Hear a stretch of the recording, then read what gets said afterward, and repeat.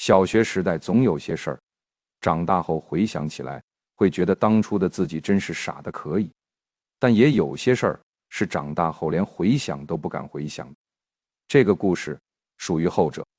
那是一座很普通的日本小镇，被低矮的丘陵环绕着，镇子不大，骑自行车绕一圈也不过20分钟。镇上的小学也只有一栋灰扑扑的3层教学楼，操场边上种着几棵老樱花树，到了春天会开出稀稀拉拉的花。小明、小纯和小盛就是在这所小学里认识的。他们3个从1年级开始就在同一个班。友情这种东西，在男孩子之间往往不需要什么理由，可能是某次体育课被分到同一组，可能是某次午餐时发现对方也讨厌青椒，也可能只是因为家住得近，放学后总走同一条路回家。总之，这3个男孩从1年级起就形影不离。学校的后山是他们的秘密王国。说是后山，其实不过是一座长满了杂木和灌木的矮丘，海拔恐怕连100米都不到。但对于小学生来说，那座山就是他们的亚马逊丛林，他们的西伯利亚荒原，他们的无人岛。3年级那年的春天，他们做了一个决定，要在后山上建一座属于他们自己的秘密基地。这个想法是小纯提出来的。小纯是他们3人中胆子最大的，个子也是最高的，总是剃着板寸头，笑起来露出一口白牙。他看了一部讲野外求生的电视节目后，就整天嚷嚷着要建一个基地。小明是他们中最胆小的，瘦瘦小小，戴着一副圆框眼镜，说话声音也不大。他其实不太赞成这个主意，他觉得山里可能有蛇，可能有野猪，可能有什么不好的东西。但小纯用一句你是不是男人就把他堵了回去，而小盛则在旁边嘿嘿地笑，既不支持也不反对，保持着一贯的随和态度。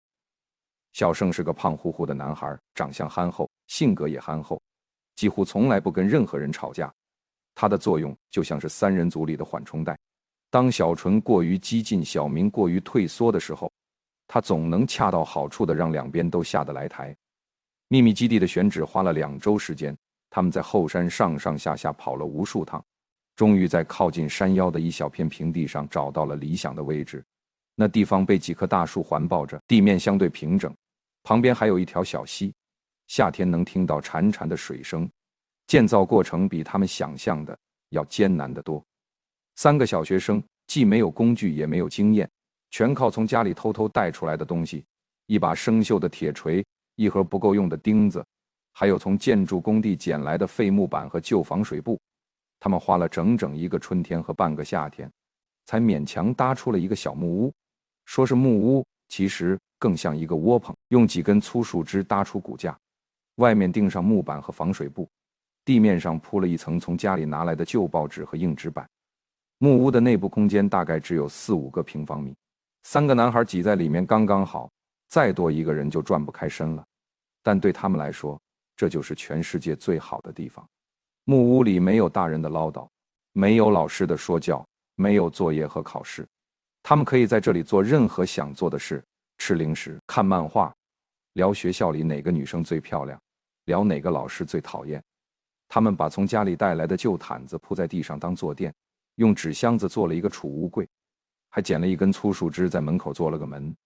最让他们开心的是，他们还在这里交到了2个特殊的朋友。那是2只流浪狗，一大一小，毛色都是土黄色，看不出是什么品种。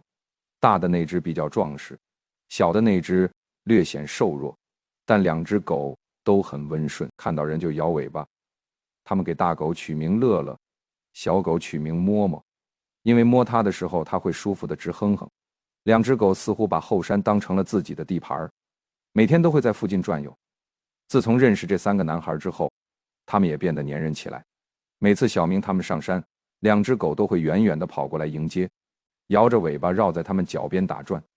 秘密基地加2只狗，这就是3个男孩在那个年纪所能想象的最完美的生活了。他们只要有时间就会往山上跑，放学后、周末、假期，只要不被父母抓去做别的事儿，他们就会背上书包，带上零食和漫画，一路小跑着上山。乐乐和摸摸总是会在半路上等着他们，然后一起摇着尾巴往秘密基地跑去。那段日子真的是无忧无虑。5年级的暑假来得特别快，期末考试一结束，整个小镇就像是被扔进了一个巨大的蒸笼里，太阳毒辣辣地挂在天上，知了叫得让人心烦意乱，空气潮湿的像是能拧出水来。3个男孩窝在秘密基地里，热得汗流浃背。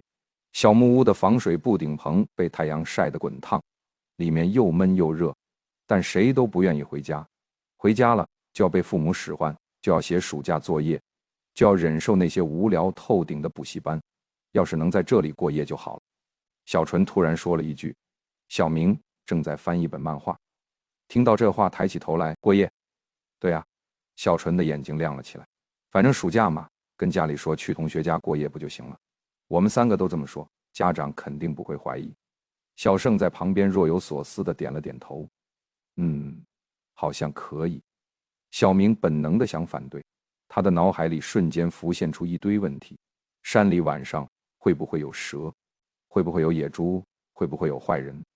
晚上那么黑怎么办？但看着小纯那副兴致勃勃的表情，他又把话咽了回去。他太了解小纯了，只要小纯决定要做的事，谁也拦不住。行吧，小明说。于是计划就这么定了下来。他们约定在周5行动。小纯跟家里说要去小盛家过夜，小盛跟家里说要去小纯家过夜，小明跟家里说要去小盛家过夜。3个人的家长彼此都认识，以前也确实有过互相去对方家过夜的情况，所以谁都没有起疑心。爸妈答应的这么痛快，反而让3人心里有点过意不去，但这种愧疚感很快就被即将到来的自由冲淡了。周5下午5点，3个男孩各自背着一个鼓鼓囊囊的书包，手里还提着袋子，在学校门口集合了。袋子里装的都是零食、薯片、巧克力、果冻、可乐，还有几包他们平时根本舍不得买的进口糖果。另外他们还带了一盒烟花，是在附近的杂货店买的，花光了他们攒了好久的零花钱。除此之外，他们还带了手电筒、鱼竿、几本漫画、一把玩具枪。总之，只要是能想到的能带来乐趣的东西，全都塞进了包里。从学校到后山的路，他们闭着眼睛都能走。穿过镇子最边缘的那条柏油路，拐进一条杂草丛生的小径，沿着小溪往上走，大约20分钟，就能看到那棵歪脖子大树，那是他们为秘密基地做的路标。再往上走10分钟，就到了乐乐和摸摸，果然在半路上等着他们。2只狗远远地看到他们就飞奔过来，尾巴摇得像2个小风扇。小盛蹲下来使劲揉了揉乐乐的头，又把摸摸抱起来转了个圈。2只狗兴奋地直哼哼，绕着3人转来转去，好像在说：你们今天怎么这么晚才来？到了秘密基地，3人先把东西放下，然后带着鱼竿去了旁边的小溪。溪水很浅，最深的地方也不过到膝盖，但里面确实有鱼，至少他们以前看到过。然而今天不知道是怎么回事，鱼钩扔下去老半天，一条鱼都没上钩，反倒是那些又大又肥的牛蛙一只接一只的撞到鱼钩上。怎么全是这玩意儿？小纯皱着眉头，把一只不停蹬腿的牛蛙从鱼钩上解下来。那只牛蛙足足有成年人的拳头那么大，皮肤上布满了深绿色的疙瘩，在阳光下反射着恶心的光泽。小明看着那只牛蛙，觉得自己的胃在翻涌。他本来计划钓到鱼之后可以像荒野求生节目里那样生火烤鱼吃，但牛蛙打死他也不可能吃这种东西。倒是乐乐和摸摸对牛蛙情有独钟，2只狗一看到那些活蹦乱跳的牛蛙就兴奋得不行，一口一个，嚼得嘎嘣脆。不一会儿，3人钓上来的大半桶牛蛙就被2只狗消灭得干干净净，至少他们吃得很开心。小盛摸了摸乐乐的肚子，乐乐心满意足地舔了舔嘴巴。天色渐渐暗了下来，山里天黑得比镇上快，太阳一落到山脊线后面，光线就以肉眼可见的速度消退，阴影从树木的根部蔓延开来，像是有生命一样吞噬着周围的一切。小纯像是突然想起了什么，丢下鱼竿就跑回了秘密基地。再回来时，手里拿着那盒烟花，烟花是那种最便宜的款式，细长的纸筒，点燃后会喷出金色的火花，在夜空中划出一道道弧线。3个人一人分了几根，用打火机点燃了引线。嘘，啪第一颗烟花升空的时候，三人都忍不住欢呼起来。在这个没有大人管束的夜晚，在这个只属于他们的世界里，他们尽情地玩着烟花，火花映在脸上，照亮了他们雀跃的笑容。乐乐和嬷嬷大概是第一次看到这种东西，变得特别兴奋，追着落下的火星跑来跑去，尾巴摇得比任何时候都快。看着狗狗们傻乎乎的样子，三个人笑得更开心了。这一刻，他们觉得这就是世界上最美好的夜晚。然而，快乐持续了不到半个小时，最后一颗烟花熄灭的时候，黑暗像一堵墙一样压了下来。那是他们从未体验过的黑暗。在镇上生活惯了的孩子，早就习惯了路灯和万家灯火带来的安全感。即便到了深夜，透过窗户也能看到街灯的光，邻居家阳台的灯，远处便利店招牌的光。总之，黑暗从来不是彻底的。但山里不一样，当最后一颗烟花熄灭的那一刻，整个山林像是被一个巨大的墨水瓶倒扣了下来。那种黑，不是天色暗了的那种黑，而是一种实体的、有分量的、压迫性的黑暗。伸手不见五指这个成语，在这一刻变成了最真实的描述。风吹过树梢，发出沙沙的声响。远处传来不知是什么动物的叫声，可能是鸟，可能是野猫，也可能是什么别的东西。近处的灌木丛里看的，不知道是什么东西在里面爬动。三个男孩瞬间安静了下来，刚才还在笑着闹着的小纯，笑容僵在了脸上。小盛手里的烟花棒还没扔掉，但他的手在微微发抖。我们先回木屋吧。小明的声音在发抖。三人几乎是跑着回到秘密基地。小明第一时间打开了手电筒，温暖的黄色光柱照亮了小木屋的内壁，驱散了身边的黑暗。但那种阴森的感觉并没有完全消失，光柱照不到的地方，黑暗依然潜伏着，像是一只随时会扑过来的野兽。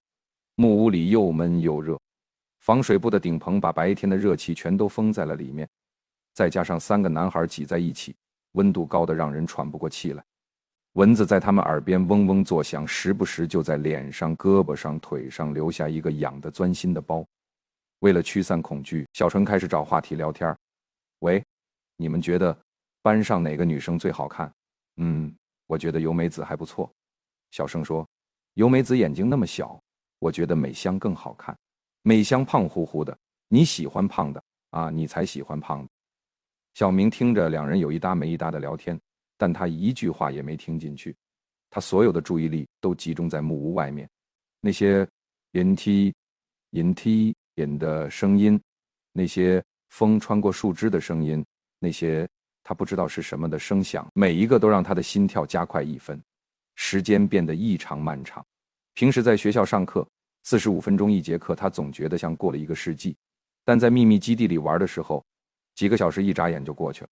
可今晚每1分每1秒都像被拉长了10倍。终于小明忍不住了，我们要不还是回家吧。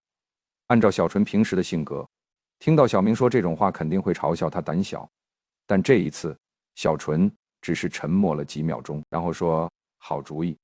小盛也几乎是同时开口，回家吧。三人对视了一眼，都看到了对方眼里的如释重负。在达成共识之后，他们一刻也不想多待，手忙脚乱地收拾好行李，把没吃完的零食塞进书包，把漫画卷起来插进袋子，把鱼竿草草地收好，然后迫不及待地走出木屋，踏上了下山的路。乐乐和嬷嬷似乎察觉到了他们的不安，紧跟在脚边，不时蹭蹭他们的小腿。下山的山路只有大约30厘米宽，两边都是密密的灌木和杂草。三个人排成一列，前后紧贴着往前走。小明走在最前面，手握着手电筒，光柱在崎岖的山路上跳跃着。一开始，乐乐和嬷嬷还陪在他们身边，但走了大概10分钟后，两只狗突然停了下来，竖起了耳朵，似乎在听什么声音，然后他们掉头就跑，一转眼就消失在黑暗里。乐乐、嬷嬷、小盛喊了2声，但没有任何回应。狗的突然离去让三人更加不安。小明能清楚地听到自己的心跳声，咚咚咚的，在寂静的夜里格外清晰。他的手心全是汗，手电筒的握把都变得黏糊糊的。就在这时候，走在他后面的小纯突然拍了拍他的肩膀：“小明，前面好像有人。”小明的心猛地一紧，赶紧把手电关了。小纯的声音压得很低，带着一丝紧张。小明下意识地关掉了手电，世界瞬间陷入彻底的黑暗。紧接着，他被小纯按着头，三个人一起蹲了下来，眼睛花了大概10几秒才适应月光。那天晚上的月亮不算太亮，但足够让他们看到一些模糊的轮廓。远处，大概在他们前方20多米的地方，有一个身影正在朝着树林的方向移动。那是一个穿暗灰色衣服的人，左手拿着手电筒，右手似乎拎着什么长条状的东西。这大半夜的，这个人是要去干嘛呢？小纯自言自语地说。胆子最大的小胜反而来劲了，跟过去看看不就知道了。小明本想反对，他的直觉告诉他，不应该去跟踪一个深夜出现在山里的陌生人，但不知道为什么，他的嘴巴比脑子快了一步，竟然点了点头。三人保持着大约20米的距离，弯着腰，低着头，小心翼翼地跟在那个身影后面。那个人的步伐不快不慢，看起来对山路非常熟悉。他，或者说他的身影在树木之间时隐时现，手电筒的光柱在前面晃动，不停地切割着黑暗。大约走了10分钟，那个身影在一棵大树前停了下来。那是一棵很粗的树，树干至少要2个人才能合抱过来，树冠遮天蔽日，在月光下投下一大片阴影。那个身影站在树干前，像是在祈祷一样，一动不动地站了1分钟左右。然后他举起了右手那根长条状的东西，咚，一声沉闷的敲击声在寂静的夜里响起，咚，咚，咚，一下接一下，有节奏地敲着树干。他在干什么？小声用气声问。看不清。小纯皱着眉头，再近一点。小明想拉住他们，但小纯已经猫着腰往前挪了，小盛也跟了上去。小明犹豫了2秒，还是咬咬牙跟了上去。又往前走了大约10米，视线豁然开朗，月光从树冠的缝隙中洒下来，照亮了那棵大树前的一小片空地。他们终于看清了，那是一个穿着和服的女人，瘦小的身材，暗灰色的和服，脚上踏着一双塑料拖鞋。女人背对着他们，看不清脸，但借着对方手电筒的光，他们能清晰地看到她在做什么。她右手握着一把铁锤，他正在往树干上钉东西。那是一个用稻草做成的人偶，大约有30厘米高，穿着一件红色的和服，看起来像是某种祭祀用品。人偶上贴着一张照片，照片太小，看不清上面是什么。女人一边钉着钉子，嘴里一边念念有词，声音太轻，听不清在说什么，但那个语调低沉缓慢，带着一种说不出的怨毒，让3个男孩的背脊一阵阵发凉。小明感觉自己全身的血液都凝固了，他的大脑在尖叫着说快跑，但他的腿像是被钉在了地上，一步也迈不动。他推了推旁边的小纯，暗示赶紧离开，但小纯伸长了脖子说再等等，我想看清他的脸。小明真想给小纯一巴掌。就在这时候，汪汪身后传来一阵狗叫声，乐乐和嬷嬷不知从哪儿冒了出来，以最快的速度扑到了3个男孩身上。乐乐兴奋地往小盛身上跳，嬷嬷则绕着小明的腿打转，尾巴摇得像是装了马达。嘘，嘘，别叫！小明吓得魂都要飞了，急忙竖起食指放在嘴唇上，示意狗狗安静下来。但他刚一抬手，一股强大的力量从他背后抓住了他的书包，猛地往后一拉，小明就像一只被翻过肚皮的牛蛙，四仰八叉地摔在了地上，后脑勺磕在一块石头上，疼得他眼冒金星。书包带子勒着肩膀，让他一时间喘不过气来。啊！小明耳边传来小纯和小盛的惊叫声，然后是急促远去的脚步声。他们跑了，那2个家伙竟然丢下他跑了。小明还没来得及生气或害怕，一只脚就重重地踩在了他的胸口上。那只脚很瘦，隔着鞋底都能感觉到骨头的硬度，但力气大得惊人。胸口像是被一块巨石压住了一样，肺里的空气被挤压得一丝不剩。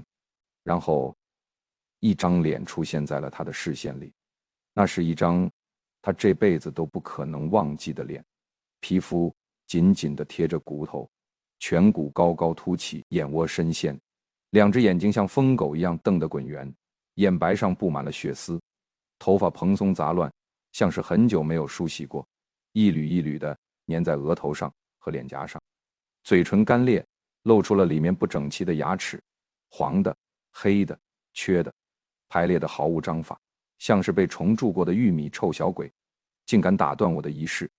女人的声音像是从喉咙深处挤出来的，沙哑低沉，带着一种说不出的怨毒，脚上的力道又加重了几分。小明感觉自己的肋骨在发出不祥的咯吱声，他想说话，想解释，但胸口被压得根本挤不出任何声音，只有几声徒劳的、微弱的喘息，窒息感像潮水一样涌了上来，眼前开始出现黑色的斑点，像是墨水滴在水里一样慢慢扩散开来。就在他觉得下一秒就要晕过去的时候，汪汪汪，乐乐不知从哪里冲了过来，猛地扑向那个女人。女人被撞得踉跄了一下，踩在小明胸口的那只脚终于松开了。小明根本没有思考的时间，他用尽全身的力气翻了个身，手忙脚乱地爬起来，朝着小纯和小盛逃走的方向拔腿就跑。身后的脚步声紧追不舍，啪嗒啪嗒，是塑料拖鞋拍打地面的声音。跑，只能跑，树枝抽在脸上，火辣辣的疼，脚下踩到什么滑腻的东西，身体一歪，差点摔倒，但硬是踉跄着稳住了。他不敢回头，不敢停下来，不敢去想如果被追上了会怎样。好，终于他看到了前方两个模糊的身影，小明这边是小盛的声音。三人汇合后，谁都没有停下来喘气，而是继续往山下跑，就像是被什么看不见的力量追赶着。他们一路狂奔，连滚带爬，平时需要走1个小时的山路，他们只用了不到30分钟就跑完了。跑到山脚下之后，三人终于停了下来，双手撑着膝盖，大口大口地喘着气，汗水混着泪水顺着脸颊往下流，滴在干燥的地面上，留下一个个深色的圆点。再三确认身后没有人跟来之后，他们决定先去小盛家过夜。按照之前的说辞，3个人本来就是要在小盛家过夜的。小盛的父母已经睡了，3个人偷偷从屋外的楼梯绕到2楼，钻进了小盛的房间。一关上门，小明就忍不住开始笑，那是一种很奇怪的笑，不是开心的笑，不是轻松的笑，而是一种神经质的、不受控制的大笑。他笑着笑着，眼泪就流出来了。旁边的纯突然哭了起来。你哭什么？小明问他，以为自己是在害怕，但小纯摇了摇头，说乐乐。乐乐和嬷嬷还在山上。这句话像一盆冷水，浇灭了小明那歇斯底里的笑意。是啊，乐乐和嬷嬷，刚才那个女人，她会对那2只狗做什么？整整1个晚上，3个男孩辗转反侧，谁都没有睡好。只要一闭上眼睛，那张皮包骨头的脸就会出现在眼前，那双血丝密布的眼睛就会盯着他们，那个沙哑的声音就会在耳边响起。臭小鬼，竟敢打断我的仪式！好不容易熬到了天亮，3人谁都没有提起昨晚的事，但彼此的眼神都在说同一件事：我们得回去看看。中午过后，他们一人拿了一根棒球棍，再次出发前往后山。为了防止在半路上碰到那个女人，他们还特地绕了远路，从另一侧的缓坡上山。一路上3个人都屏着呼吸，眼睛不停地扫视周围的树丛，任何一点风吹草动都会让他们停下来，紧张地等待好几分钟。终于，他们接近了昨晚那棵大树，远远的，他们就看到了那个人偶，它依然被钉在树干上，在正午的阳光下显得格外刺眼。昨夜昏暗的光线掩盖了很多细节，现在白天看起来，那个人偶做得相当精致。红色的小和服上绣着细密的图案，稻草编成的身体比例匀称，脸上还画着一张微笑的脸。但正是这张微笑的脸，在钉子的衬托下显得格外诡异。人偶上贴着一张照片，那是一张普通的生活照。照片上是一个7、8岁的小女孩，扎着马尾辫，穿着小学的制服，对着镜头笑得阳光灿烂。那是一个本应该无忧无虑的年纪，但照片上的钉子，钉在额头上的，钉在胸口上的，钉在四肢关节上的，让他的笑容变得恐怖起来。3个男孩盯着那张照片，谁都没有说话。那个小女孩是谁？那个疯女人为什么要对她实施诅咒？先找乐乐和嬷嬷吧。小盛的声音打破了沉默。3人在大树周围搜寻起来，大约7、8米外，有一片杂草丛，上空聚集着很多苍蝇，苍蝇嗡嗡的声音在寂静的山林里格外刺耳。小明咽了口唾沫，鼓起勇气走了过去。拨开杂草的那一刻，他的眼泪瞬间就流了下来。乐乐躺在草丛里，浑身是血，那双曾经灵动的眼睛已经失去了光泽，半睁着，像是在看着什么很远很远的地方。眉骨间钉着好几根钉子，深深地嵌入骨头里，身上布满了钝器击打的伤口，胳膊扭曲成了一个不可能的角度，肋骨处有明显的凹陷，后腿留下了深深的淤痕。难以想象他在死前遭受了怎样的折磨。小明跪在地上，浑身颤抖，哭不出声来。另一只狗嬷嬷在秘密基地的门口被找到，状况几乎和乐乐一样，浑身是伤，眉骨间有钉子，鲜血染红了他土黄色的皮毛。他小小的身体蜷缩在木屋门口，看起来就像是在睡梦中被杀害。除此之外，小木屋的其中一块木板上刻满了密密麻麻的文字，是血，是嬷嬷流的血。那些血液被人故意涂抹在木板上，然后用什么东西刻出了字，红色的、凝固的、散发着铁锈味的血液，密密麻麻地排列在木板上，构成无数句重复的话：纯咒杀，纯咒杀，纯咒杀。木板凹凸不平，但3个男孩凑近后，还是看清了那些字：纯咒杀，纯咒杀，纯咒杀，纯咒杀，纯咒杀，无数遍的纯咒杀。3个男孩面面相觑，纯咒杀，那是小纯的名字。小明环顾木屋，目光落在了墙角的布袋上，那是小纯的便当袋，布置的上面绣着他的名字。学校和班级：某某小学5年3班，村上纯。昨晚走得太匆忙，小纯把便当袋忘在了木屋里。那个女人看到了这个袋子，她知道了小纯的名字，知道了小纯上的学校，知道了小纯的班级。这下完蛋了。小纯的声音在发抖，要是那个女人找过来怎么办？报警，只能报警了。我可不想像乐乐和嬷嬷一样被那个疯女人钉上钉子。但小明却异常冷静，或者说他的冷静只是一种更深的恐惧的表象。不能报警。为什么？报警的话，秘密基地和昨晚撒谎的事都会被爸妈知道的。你们都了解我爸妈，如果被他们知道我撒谎，那我才是真的完蛋了。小纯张了张嘴，想说什么，但最终还是闭上。我们现在就回去。小明用强硬的语气说，从今以后不要再踏足这座山，秘密基地和昨晚发生的事就当它从来没发生。时间久了之后，那个女人一定会忘记我们。这个提议听起来荒唐，但在那个时刻，3个吓坏了的小学生谁也想不出更好的办法。于是他们达成了共识，下山的时候谁都没有说话。曾经充满欢声笑语的山路，现在只剩下沉重的脚步声和压抑的呼吸声。整个暑假剩下的时间，3个男孩都没有再联系过，那是他们之间心照不宣的默契。只要不再联系，只要不再提起，那个夜晚就会像噩梦一样，醒来之后就会消失。开学的前一天，小明躺在自己的房间里，看着天花板上的一道裂缝，试着说服自己一切都结束了。暑假作业一个字都没写，但他一点都不在乎，他只在乎一件事：那个女人还会不会出现？开学的第一天，教室里弥漫着暑假后特有的混乱氛围。同学们热烈地讨论着去了哪里玩，看了什么动漫，打了什么游戏，但小明和小盛却什么都听不进去。他们的目光紧紧地盯着一个空空的座位。小纯没有来上学，第一天没来，第2天还是没来。小明心里的不安像野草一样疯长。第3天放学后，他拉着小盛一起去小纯家探望。小纯家的房子是一栋老式的2层木造建筑，门口种着一棵柿子树。夏天的时候，树上挂满了青色的果实。小明按响门铃，等了大概半分钟，门开了。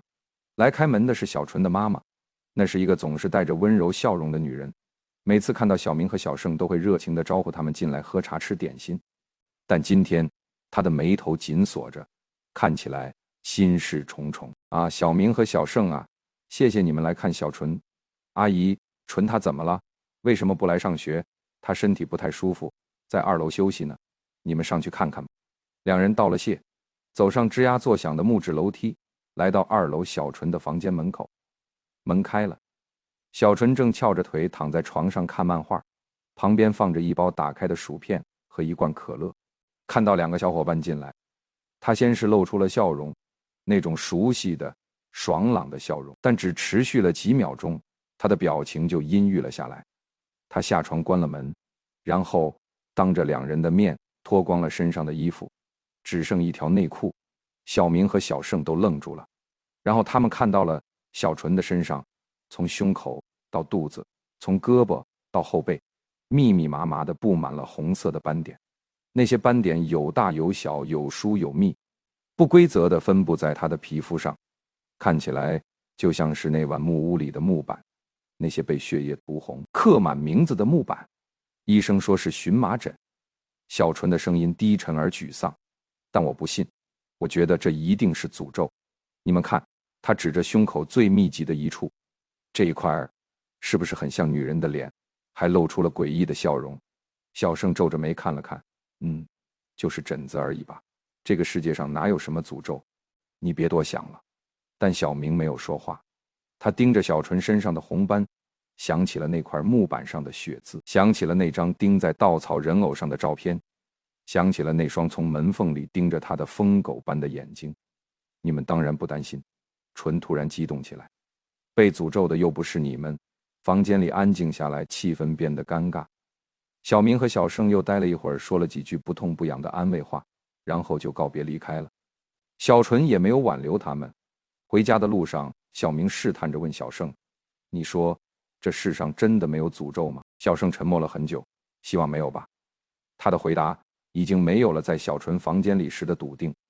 3天后，学校发布了一则公告，那则公告贴在教学楼入口处的告示栏上，白纸黑字打印得整整齐齐。